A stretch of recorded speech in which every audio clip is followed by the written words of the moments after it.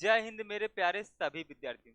देखिए जी, एसएससी के जो आपके जितने भी आज तक के एग्जाम में, आपके एसएससी के एग्जाम में जितने भी नंबर सिस्टम के क्वेश्चन आए हुए हैं, वो सारे क्वेश्चन मैं आपको इस सीरीज में करवा दूंगा। ठीक है, तो आप डेली, आपको ये एक वीडियो मिलेगा 15 से 20 मिनट का, जिसमें से मैं आपको 5-7 डेली क्वेश्चन करवाऊंगा, और कम से कम आपको मैं इस तरह में 60-70 क्वेश्चन करवा दूंगा एक हफ्ते में।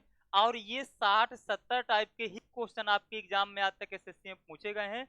बाकी आपके नंबर सिस्टम के तो आपके एसएससी में कम से कम प्रीवियस ईयर के 500-700 क्वेश्चन मिल जाएंगे, और लगभग समथिंग 1000 के समथिंग दिए हैं। लेकिन उन 1000 क्वेश्चनों को मैंने सिर्फ 70-80 क्वेश्चन बना दिया है। यदि आप ये 70-80 क्वेश्चन लगा लेते हैं, तो आपके बाकी जितने आज तक एग्जाम में क्वेश्चन आए हुए हैं एसएससी के, सारे क्वेश्चन आप लोग लगा पाएंगे। ठीक है, तो इसकी आपको प्ले लिस्ट की लिंक डिस्क्रिप्शन में मिल जाएगी। एक एक करके पहले वीडियो से देखिएगा और लास्ट वीडियो तक पूरे देख लीजिएगा, आपके एसएससी में आज तक के आए हुए नंबर सिस्टम के सारे क्वेश्चन क्लियर।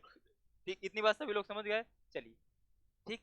और यदि वीडियो पसंद आए तो सबसे लास्ट में वीडियो को लाइक कर दीजिएगा, और अपने यार दोस्त और चाहने वालों के साथ शेयर करिएगा।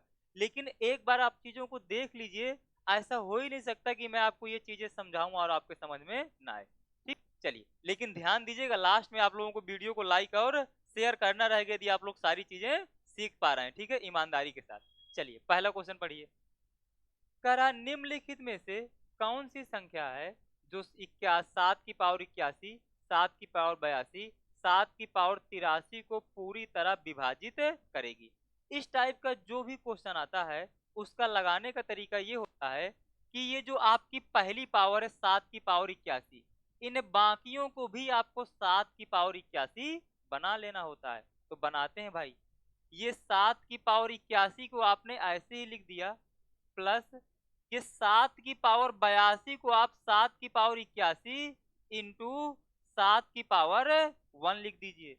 क्यों? कि गुणा में घातें जुड़ जाती हैं, तो यदि 81 को 81 और 1 लिखा जा सकता है। ठीक है, इसी प्रकार से 83 को आप लिख दीजिए 7 की पावर 81 इंटू 7 की पावर 2, तो 81 और 2 हो जाएगा 83। अब लिख लिया। अब एक चीज और आप बता दीजिए, यदि किसी के मल्टीप्लाई में कुछ नहीं होता, तो क्या उसके मल्टीप्लाई 1 होता है? आप कहेंगे बिल्कुल होता है। यहां से 7 की पावर 81 कॉमन ले लीजिए, तो बताओ, जब आपने इससे 7 की पावर 81 बाहर, तो क्या यहाँ पर सिर्फ 1 बचेगा? यदि यहाँ पर 1 था, तो यहाँ पर क्या बचेगा? 7 की पावर 1 बचेगा। यहाँ पर क्या बचेगा? 7 की पावर 2 बचेगा। या 7 की पावर क्या लिखिए, ये 1 प्लस 7 की पावर 7 लिखा रहेगा, और 7 की पावर हो जाएगा ये 2, यानी कि 49। अब ये कितना हो जाएगा? 49 और 7 56, 1 57। ये तो आपका आ जाएगा 57। लेकिन बताइए, क्या अभी 57 तो आपके किसी विकल्प में है नहीं है? जब किसी विकल्प में ना हो, तो आप इसकी एक एक पावर कम करिएगा। तो 7 की पावर 81 को क्या लिख सकते हैं? 7 की पावर 80 इंटू 7 की पावर 1 इंटू 57 तो था ही। अब इस 7 का मल्टीप्लाई इसमें करा दीजिए, तो ये कितना आएगा मेरे भाई? 7 सते 49, 7 मना 35 और 4 39, 399। यानी कि ये कितना आ गया? 7 की पावर 80 इंटू 399। अब 100% विभाजित होगी? तो आप कहेंगे हाँ सर, बिल्कुल विभाजित होगी, क्योंकि यदि कोई संख्या किसी के गुणे में लिखी है, मतलब वो संख्या उससे 100% विभाजित है। तो यानी कि इसका आंसर कौन सा आ जाएगा? का ए पार्ट आंसर आ जाना था। तो आई होप आप इस क्वेश्चन को बहुत बढ़िया, बेहतरीन और शानदार तरीके से सीख गए होंगे।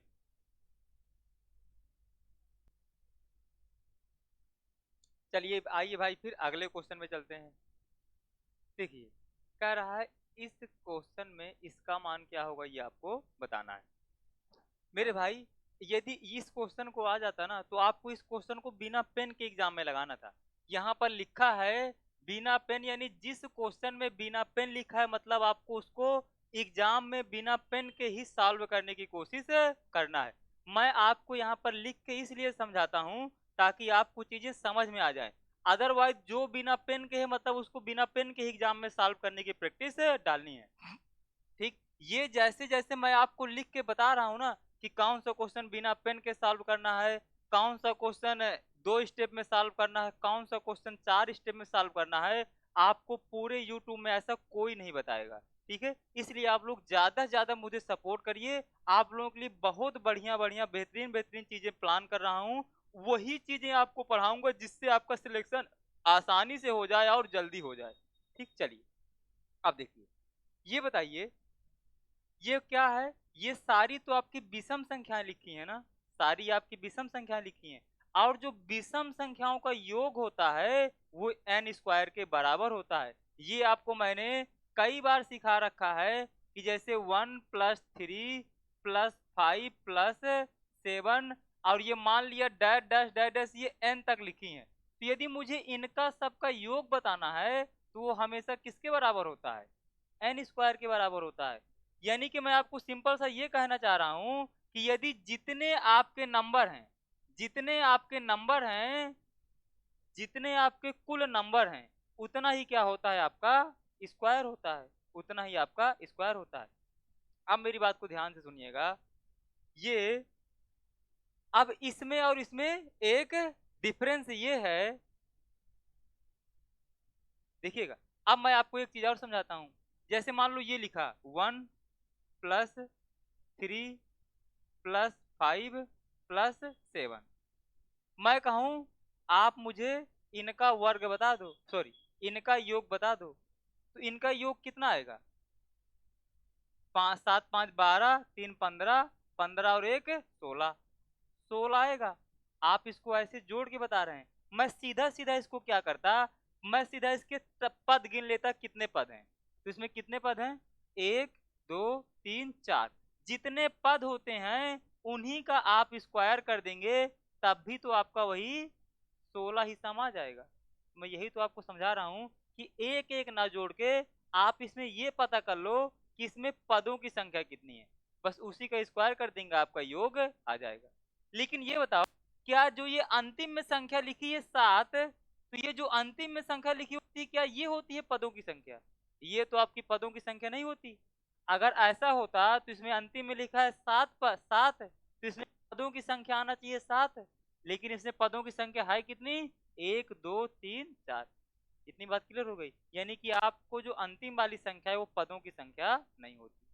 ठीक है, अब लेकिन एक बात तो इसमें कंफर्म हो गई ना कि जो भी इसका आंसर आएगा वो स्क्वायर के फॉर्म में आएगा, स्क्वायर के रूप का आएगा। तो बताओ क्या ये आपको स्क्वायर के रूप का दिख रहा है, तो आप कहेंगे नहीं सर जी ये तो हमें बिल्कुल स्क्वायर के रूप का नहीं दिख रहा, तो फिर ये आपका आंसर भी नहीं हो सकता है। क्या ये आपको स्क्वायर के रूप का दिख रहा है, ये भी नहीं दिख रहा, तो ये भी आपका आंसर नहीं हो सकता, यानी बी और डी आंसर नहीं हो सकते। ये भी देखिए, ये 2n-1 का स्क्वायर लिखा है, ये n का स्क्वायर लिखा है, तो या तो आंसर ए होगा या तो सी पार्ट होगा। लेकिन मैंने अभी अभी बताया इसका अंतिम पद क्या है, इसका अंतिम पद है 2n-1, इसका अंतिम पद है 2n-1। लेकिन क्या ये पदों की संख्या होगी, ये तो पदों की संख्या नहीं है, ये तो आपका अंतिम पद है। तो अंतिम पद जो होता है वो पदों की संख्या तो होता नहीं है, तो यानी कि आपका ये भी नहीं आंसर हो सकता, यानी कि इसमें कुल पदों की संख्या कितनी होगी, n, यानी कि ये आपका सी पार्ट डायरेक्ट आंसर बैठेगा। तो आपको इस क्वेश्चन को बिना पेन के ऐसे करना था, यदि आप इसमें कॉमन सेंस के लगा के करते तो 10 सेकंड का क्वेश्चन था, अदर और इसमें कुछ नहीं था। लेकिन यदि आपको एग्जैक्ट पता करना है कि कितने पद होंगे, तो देखिए उसका भी फार्मूला देख लीजिए, उसका फार्मूला देख लीजिए सिंपल सा,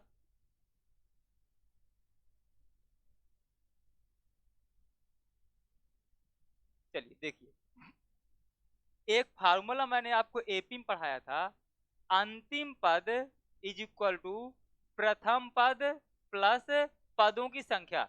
मान लेते इसमें पदों की संख्या है x, मान लेते इसमें पदों की संख्या है x, तो ये x -1 इंटू सी, ये मैंने आपको एपी में फार्मूला पढ़ाया था, जहां ये l होता है अंतिम पद, a होता है प्रथम वाला पद, d होता है दूसरे में पहले वाले का अंतर, यानी कि 3 में से 1 घटाएंगे कितना आएगा, 2, यही आपका d का मान होगा।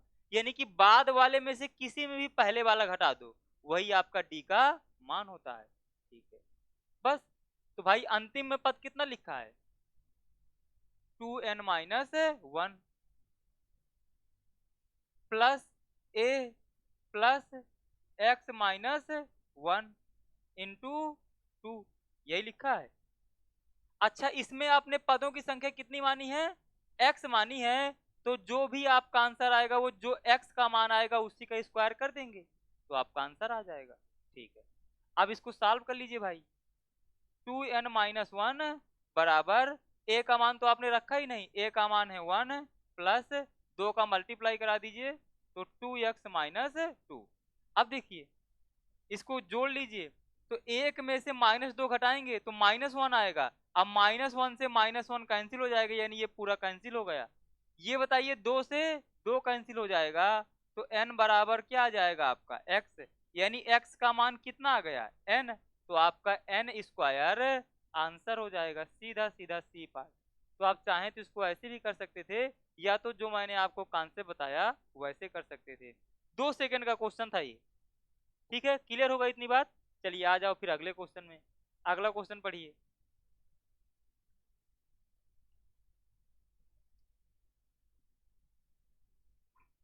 इस तरह के क्वेश्चनों को ना आपको बिल्कुल आसानी से करना चाहिए। क्या कर रहा है जब 200 को किसी संख्या x से भाग दिया जाता है तो शेषफल कितना बचता है 8 बचता है। शेषफल 8 बच रहा है ना, तो भाई 200 में आप पहले 8 घटा दो तो कितना बचेगा, ये 192 बचेगा। 192 बचेगा यानी कि ये जो x होगा वो कितना होगा 192 हो गया। क्योंकि भाई यदि 200 को 192 से भाग देंगे तो कितना आ जाएगा 8 ही तो शेषफल बचेगा। भाई जब 200 को 192 से भाग देंगे तो शेषफल तो आपका 8 ही तो आएगा। तो यानी कि जो शेषफल दिया होता है उसको सीधा घटा दो तो आपका ये आ जाएगा x का मान आ जाएगा। लेकिन x का ऐसा एक मान थोड़ी ना होगा, ऐसे तो बहुत सारे मान होंगे जिनमें जिनमें 200 को यदि भाग दिया जाए तो शेषफल 8 आएगा। ऐसे मान आपको बताना था। तो ऐसे मान के लिए सिंपल सा, अब ये जो 192 आ गया इसके आप गुणनखंड कर लो कि टोटल कितने गुणनखंड बनेंगे, टोटल कितने गुणनखंड बनेंगे ये आप पता कर लो। तो ये कितना होगा भाई, ये 64 तिया 192 होता है, यानी कि इसको लिख सकते हैं 64 इंटू 3 लिख सकते हैं। 64 को क्या लिखा जा सकता है 2 की पावर 6 इंटू 3 की पावर 1, यानी कि इसके टोटल फैक्टर कितने होंगे। तो आप कहेंगे सर जी इसके जो टोटल गुणनखंड होंगे वो इससे एक ज्यादा यानी कि 7, इससे एक ज्यादा यानी कि 2, यानी कि टोटल गुणनखंड इसके कितने होंगे 14 होंगे। टोटल गुणनखंड 14 होंगे। लेकिन ये बताओ जब किसी संख्या को भाग दिया जाता है तो x से भाग दिया जाता है तो शेषफल कितना आता है 8 आता है, शेषफल 8 आता है। तो क्या कभी x का मान शेषफल से छोटा हो सकता है। जिस संख्या से भाग देते हैं भाई उसका मान तो शेषफल से हमेशा बड़ा होता है ना, तो यानी कि x का मान 8 से छोटा कभी नहीं हो सकता है। और यदि x का मान 8 से छोटा कभी नहीं हो सकता है तो आप इसमें इसके टोटल गुणनखंड तो है 14, लेकिन वो वाले गुणनखंड हटा दो जो 8 से छोटे हों। तो बताओ भाई 192 में क्या आपसे एक का भाग चला जाता है, एक से भी चला जाता है। और किससे चला जाएगा 2 से भी चला जाएगा, 3 से भी चला जाएगा, 4 से भी चला जाएगा और 6 से भी चला जाएगा और किससे चला जाएगा 8 से भी चला जाएगा। इतनी संख्याओं से भाग चला जाएगा और भी आगे संख्याओं से भाग जाएगा, 12 से जाएगा, 16 से जाएगा, 18 से जाएगा।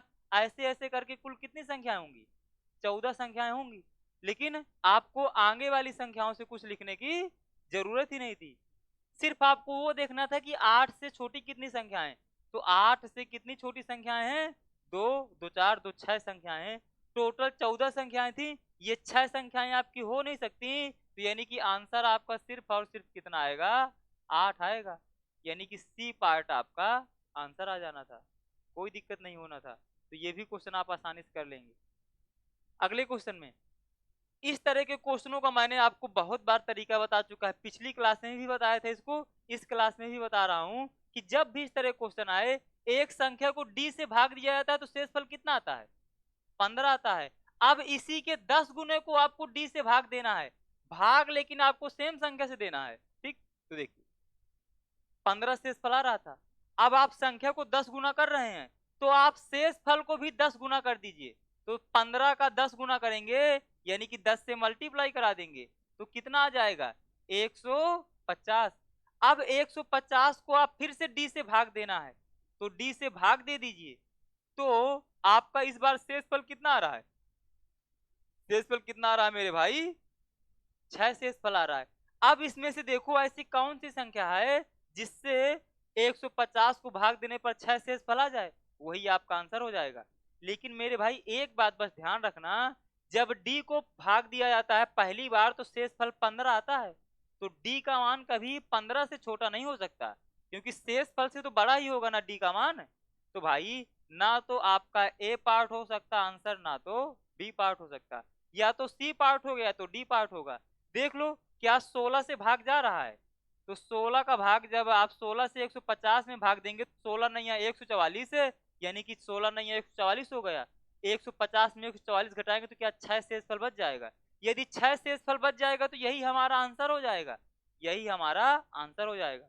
अब आपके क्वेश्चन मन में आ रहा होगा सर जी डी पार्ट को भी तो भाग देने पर 6 आ रहा है, तो सर आंसर तो डी पार्ट भी हो सकता है। मैं कहूंगा बिल्कुल हो सकता है, लेकिन भैया हमसे तो न्यूनतम वाला मान पूछा है, और जब हमारा 16 में ही आंसर आ गया तो फिर हम लोग बड़ी वाली वैल्यू चेक ही नहीं करेंगे। यदि न्यूनतम पूछेगा तो सबसे छोटी वाली से वैल्यू स्टार्ट करते हैं, और यदि अधिकतम पूछता है तो हमेशा बड़ी वाली वैल्यू से आंसर लगाना स्टार्ट करते हैं। इतना सा ये कॉन्सेप्ट है। आई होप आपको ये क्वेश्चन भी क्लियर हो गया होगा। अगले क्वेश्चन में चले, आ जाओ भाई। जब भी में आए तो इस तरह क्वेश्चन तो आपको सिंपल सा, जब कहे कोई संख्या 7, 11 और 13 से विभाज्य है, जब भी कहे कि कोई भी संख्या 7, 11 और 13 से विभाज्य है, तो यानी कि उसके जो पहले 3 अंक होते हैं एक्स वाई जेड, उसके जो पहले 3 अंक होते हैं वही सेम वाले आखिरी अंक भी होते हैं, यानी कि इसके जो आखिरी 3 अंक होंगे वो भी 4, 7, 9 ही होंगे। जब भी कोई संख्या 7, 11 और 13 से विभाज्य होगी तो हमेशा और हमेशा उसके जो पहले 3 अंक होंगे वही वही वाले अगले 3 अंक होंगे, वही वाले क्या होंगे, अगले 3 अंक होंगे। तो यानी कि ये भी 4, 7, 9 ही होंगे। यानी कि यहां से आपका z का मान आ गया 9, y का मान आ गया 7, x का मान आ गया 4। तो आपसे y प्लस जेड, तो y प्लस जेड कितना आएगा 9, 7, 16। आपको इसको भाग किससे देना है, x से, x का मान कितना 4। तो बताइए 16 का भाग जब 4 में देंगे तो क्या 4 आंसर आ जाएगा आपका। बस यही बी पार्ट आपका आंसर हो जाना था। भाई जिन क्वेश्चनों में ये लिखा है ना कि इस क्वेश्चन को बिना पेन के सॉल्व करना है, तो उस क्वेश्चन को आपको बिना पेन के ही सॉल्व करना है, फिर चाहे जो कुछ भी हो जाए।